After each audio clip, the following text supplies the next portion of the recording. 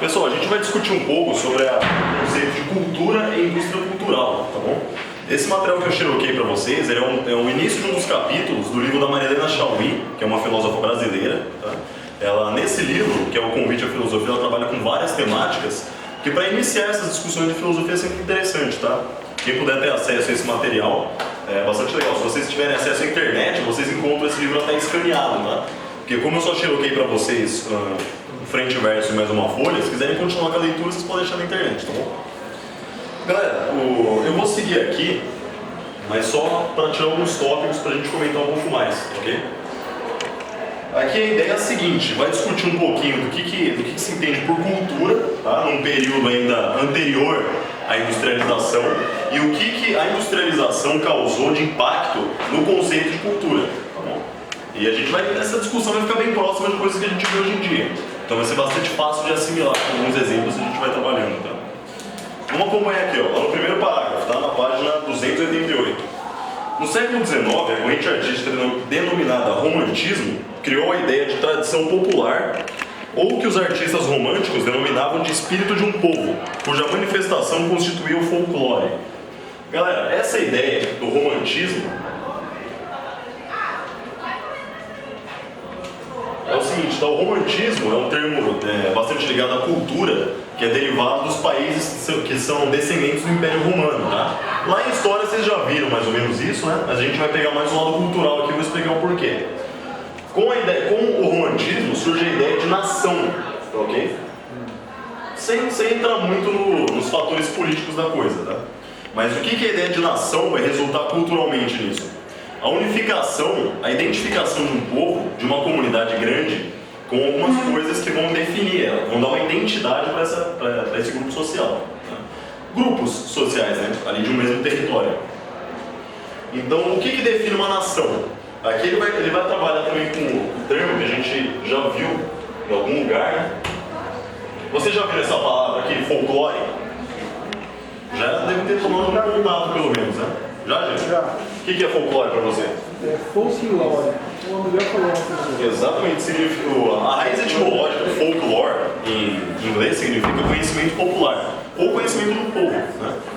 Então, a identificação cultural de um povo é o seu folclore, que mais pra frente vai tomar uma outra conotação, mas aqui, nessa época de romantismo, formação desse espírito de nação, folclore é entendido como conjunto cultural de um país, de uma nação. Né? É também chamado de espírito do povo. Espírito de uma nação, espírito de um povo, ok? Dando sequência aqui. Estou no último parágrafo agora, tá? Da mesma coluna. Todavia, não podemos esquecer que os estados nacionais ou nações eram sociedades capitalistas e, como tais, divididas em classes sociais. A burguesia capitalista, a pequena burguesia, deformada por pequenos proprietários, funcionários públicos, intelectuais, e o proletário, ou, do outro lado, trabalhadores industriais e rurais. No plano cultural, essa divisão econômico-social trouxe 3 consequências que permanecem até os dias de hoje. Tá? Aqui vai acontecer o quê? Nesse período que eu estou falando, que ainda é anterior ao processo de industrialização, bem anterior, vai surgir a primeira divisão, que vamos chamar então de cultura erudita e cultura popular. Tá? Erudita e popular. Por quê, pessoal? Ó, só explicando para vocês, a autora desse texto, a Maria Helena Chauí, ela trabalha com uma perspectiva marxista. O que é uma perspectiva marxista? Vou colocar aqui no cantinho, tá? Depois a gente vai fazer um comparativo com uma outra linha teórica também. Alguém já ouviu falar em Marx aqui?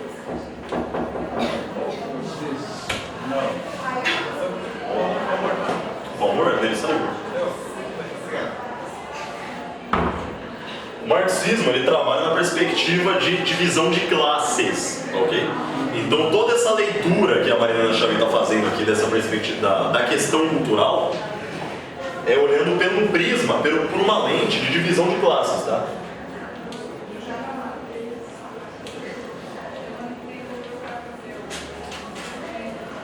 Ok? Só vou deixar isso aqui no canto pra gente comentar depois. Aqui na escola a gente também é dividido em classes, né, professor?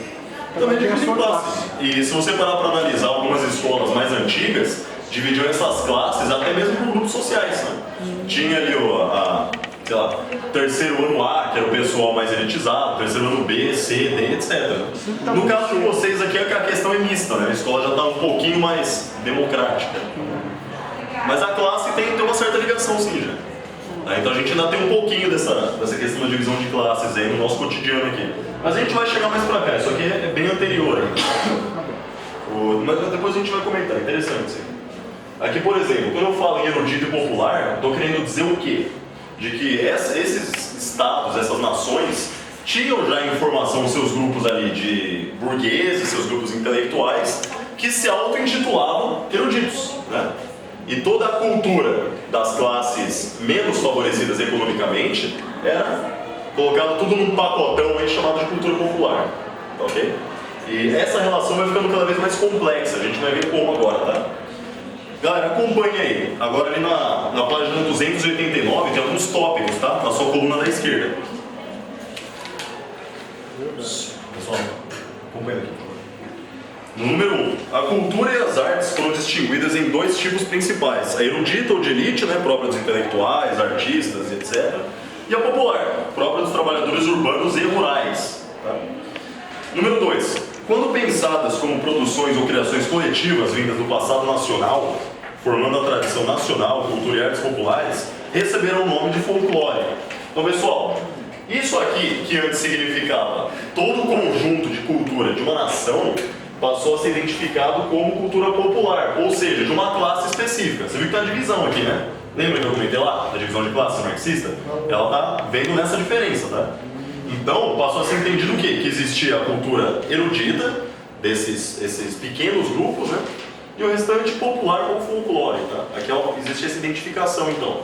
O que era antes cultura de toda uma nação, aqui vai ser entendido como cultura de um grupo social, de uma classe, tá bom? Continuando. A distinção entre popular e erudito, embora tenha sido realmente uma consequência da divisão econômica das classes, não foi vista dessa maneira, e sim como causada por diferenças de maneira de realizá-la.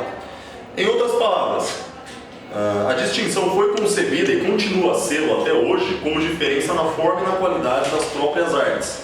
As principais diferenças eram apontadas. Pessoal, eu vou só comentar brevemente esses tópicos aqui para não tomar muito tempo, tá? Mas o que passou a ser entendido então? O que passou a ser entendido? Que você tem uma cultura erudita, que é mais sofisticada, que é mais intelectualizada, né? Que é mais complexa na elaboração e no seu consumo também.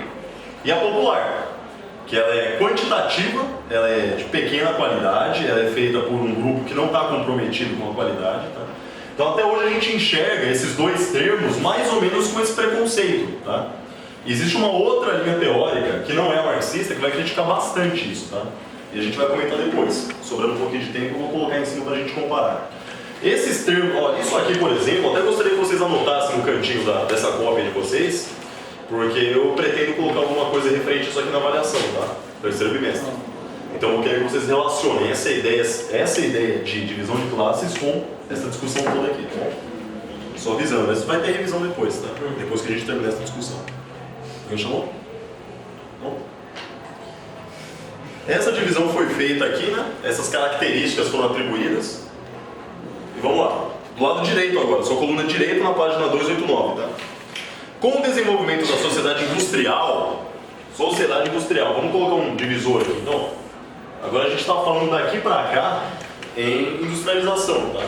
Já mais próximo do contexto nosso, de hoje em dia aqui, tá bom?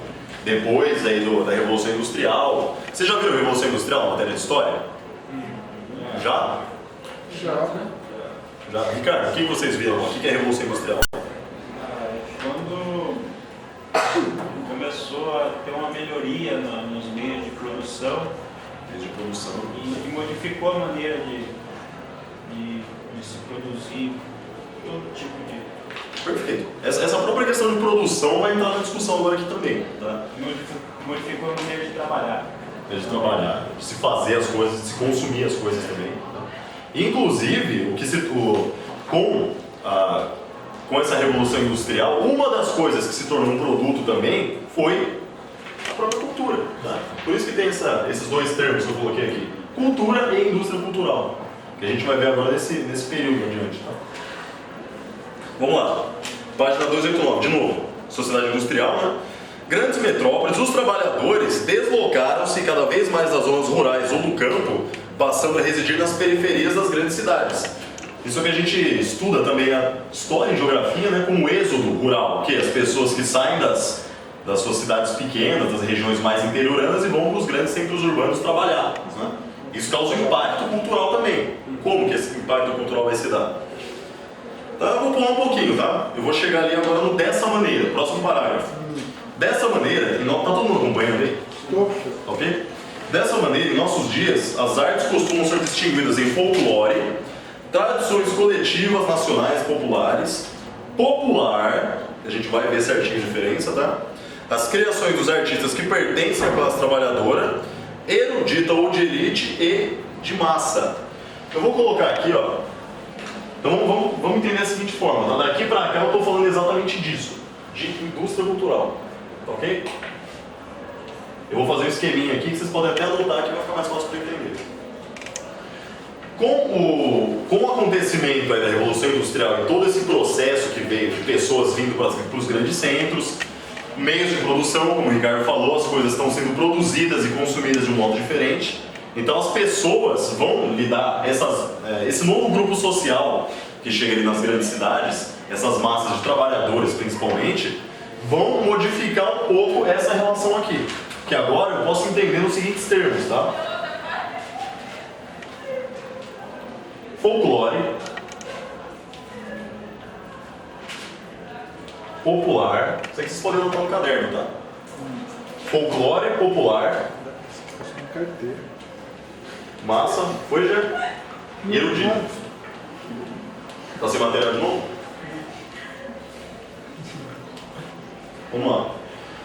Pessoal, nessa nova relação que vem com o processo industrial, tá? Como que eu vou entender essas ideias aqui de cultura?